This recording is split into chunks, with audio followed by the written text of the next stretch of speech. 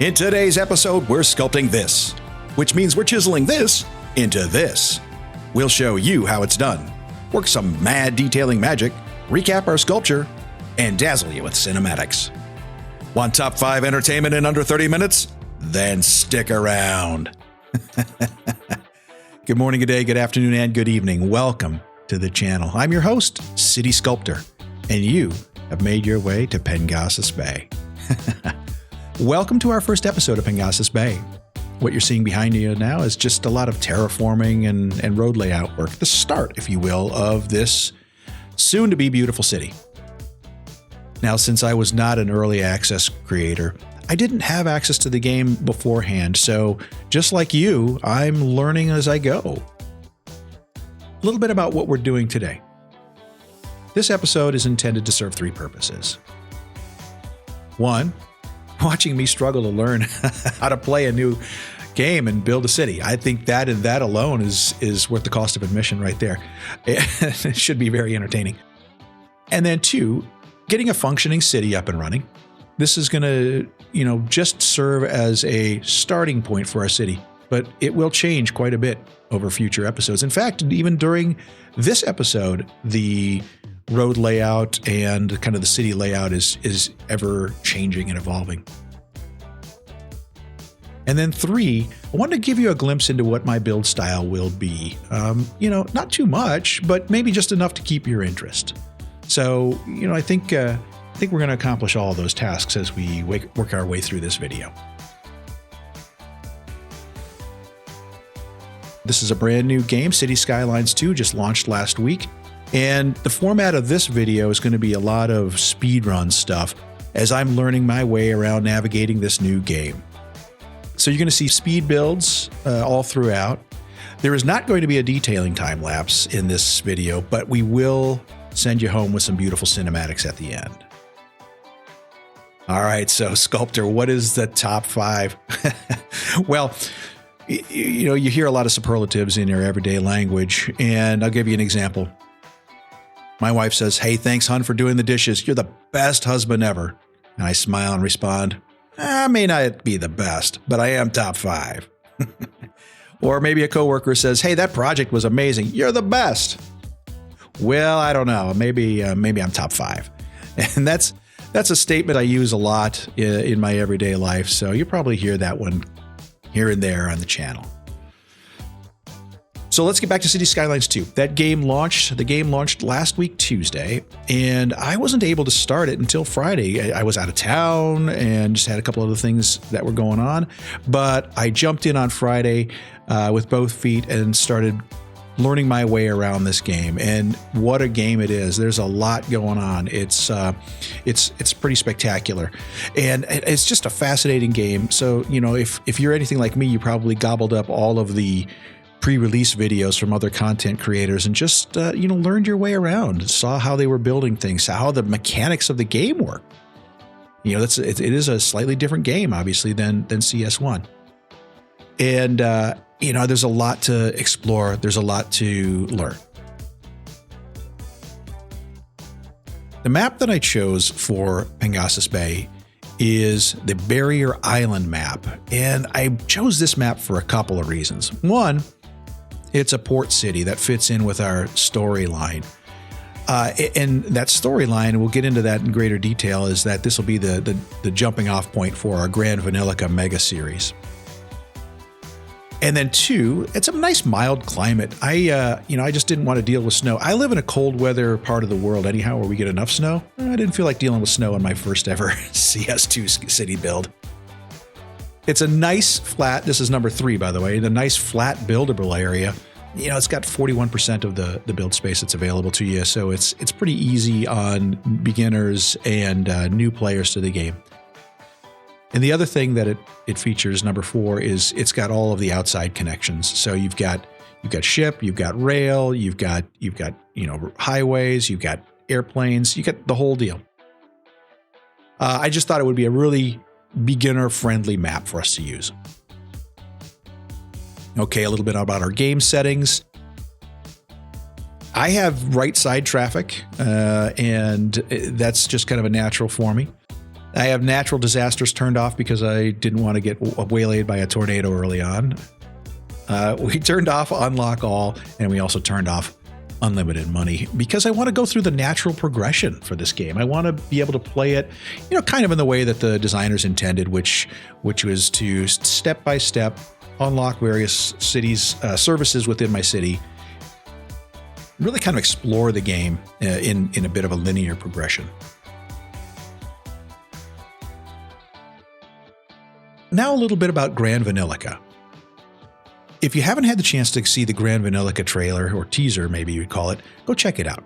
It's a quick 1-minute video that touches on the Gran Vanillica mega series, and that's going to be our collection of cities that we're going to be building over the next couple of years. It's kind of hard to imagine saying that, but fortune behind us, this game will be one that will be in circulation and very popular for a number of years to come.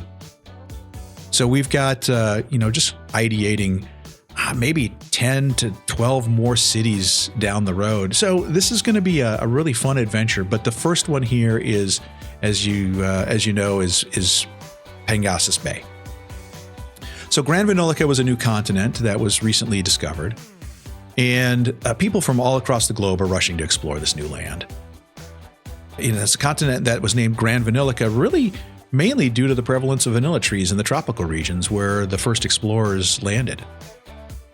The United Nations put together a commission, and they called it the Vanillica Council, with representatives from all across the globe, and they gathered for months to try and figure out how to best administer this new continent.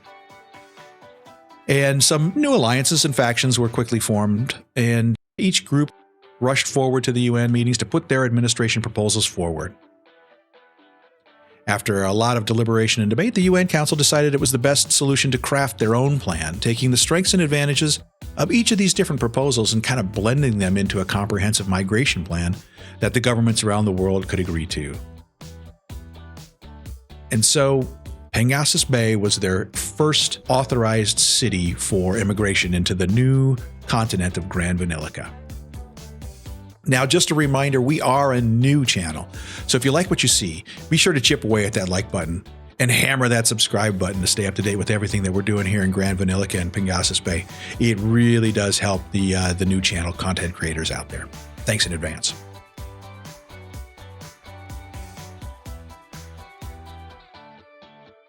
So why am I a vanilla builder? Well, I wanted to be respectful of our viewers out there who have PCs that may not be up to the task of running a full high-res version of CS2. And I wanted to let you know that I understand that if you want to follow along and recreate some of these builds that we're doing here, you can do so without downloading a number of mods or assets. I have a ton of respect for all the community out there that builds out mods and assets. But we're just going to try and stick away from those as much as we can on this channel and try and be more consistent and true to the original designer's maybe intent. Now, as Paradox launches their own mod platform, we may find ourselves having to redefine what vanilla means down the road. But for now, that's going to be our intent, is to steer clear of mods and assets. The second reason is, I'm hoping that console players are going to be entertained and engaged in this type of build as well. Because, ultimately I want them to be confident that we're playing the game in a way while we're on the PC that's similar to how they're playing on the console. So they should be able to replicate or reproduce anything that we're building here. And then the third reason is that CS2 just isn't fully optimized yet. I want to get the best possible performance out of the game I can and still have a really pretty game to play visually. I know that the devs at Colossal Order are working hard to optimize the game, and I would imagine that we're going to see continued optimization going down the road. Now, I've got a pretty healthy PC. It's pretty new. I've got the latest series of video card from NVIDIA. I've got a 4080. And then I've got an i7 Intel processor. So I've got a pretty beefy PC. I'm looking forward to the CO team getting everything optimized so that this game can run, hopefully, in a way that's consistent with the original Cities Skylines. More to come there. Let's talk about planning for a little bit. Now, I'm of the opinion that you can build a functional, efficient, and visually appealing city every single time. But for me, it starts with a plan. The question I always ask, how can you take a trip if you don't know where you're going? and that's that's kind of a mindset that I use in a lot of things in my life, but it's true also here as I play Cities Skylines. I created a city called Anew in Cities Skylines 1 that did that, building out a framework of how I wanted the city to look and feel before I even laid down the first road. And you can see in the layout that we had all of the big highlights called out in advance: the downtown, the airport, the harbor, the university district, had everything kind of spelled out in advance. And this is how the city turned out. Here's a screenshot of what Anew looked like later on, and you can see that it very closely resembles what my initial build plan is. Sure, there's times when you want to make a change on the fly, and that's perfectly normal. But it even has that star fort modeled after Fort McHenry, where Francis Scott Key penned the United States national anthem. You can check out that flyover in Birch Bay Episode 1's cinematic ending. You'll see a nice little flyover of that. Speaking of Birch Bay also had a very detailed build plan. It's a shame that I just kind of got into this as we were winding down that city, but go check out those CS1's episodes as well when you have some time. I think you might find what we did over there pretty entertaining. I also want to mention Toady ZZZ's city planning video that she just did a couple of days back. Now, she uses MS Paint, and you can tell by my plannings, my layouts, that I use PowerPoint, which is kind of silly, but I've used PowerPoint all my career. It's something I'm used to doing, and for me, it was really easy. But back to Toady, she uses MS Paint, and it's a great tool. In fact, she even shows you a layout for one of, I think she's building on the Tempere map. So go take a look at that. I'll put the link in the description as well. It's kind of a nice video to watch. And yes, rest assured, there is a build plan for Pengasas Bay, and we're going to do a lot of interesting things on this island. So, but no, I'm not going to tip my hand and show it to you. Well, let's talk about Pengasas Bay. The city of Pengasas Bay was named for the Malay word for founding, and it was established as a stepping stone for the world really to begin their journey into the unknown reaches of Gran Vanillica. Pengasas Bay is the first settlement in Gran Vanillica, and for now it's the only authorized entry point into the new continent. You may see some cars and trucks traveling up and down the freeways, but rest assured those are just advanced scouts and so forth checking out the new continent. Now, Pengasas Bay, because of its purpose within the Gran Vanillica structure, is going to be really heavy into shipping and rail lines, because they're going to need to bring in a lot of cargo. If you're looking to explore and then ultimately build out a whole new continent, you're going to need a big infrastructure, large port and rail infrastructure to set yourself up for success. So we're going to be focusing that, over the course of some of our builds. As I mentioned earlier, we built the city on the Barrier Island map. And I know that there are other content creators who are looking at this map kind of like maybe replicating a Hong Kong or a New York, where the downtown rests on that big island out here in the water. But I'm taking a slightly different approach. I want to set the downtown in on the mainland. So maybe geographically, it's going to be a little bit more resembling, Auckland or Vancouver or Miami, where the downtown is kind of set back from the shore. So it's going to be a little different take.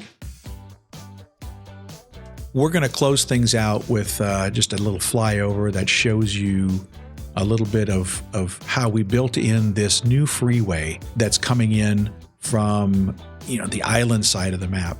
I didn't really care for the starting square bridge and connection that they had established, so I thought, let's change it up a little bit and do our own thing. So we brought a new freeway in down along the islands. Well, that's going to wrap up this episode for today. I hope you guys enjoyed watching it as much as I enjoyed making it. I'm going to bid you a fond farewell until our next episode. But until then, good morning, good day, good afternoon, good evening, and good night.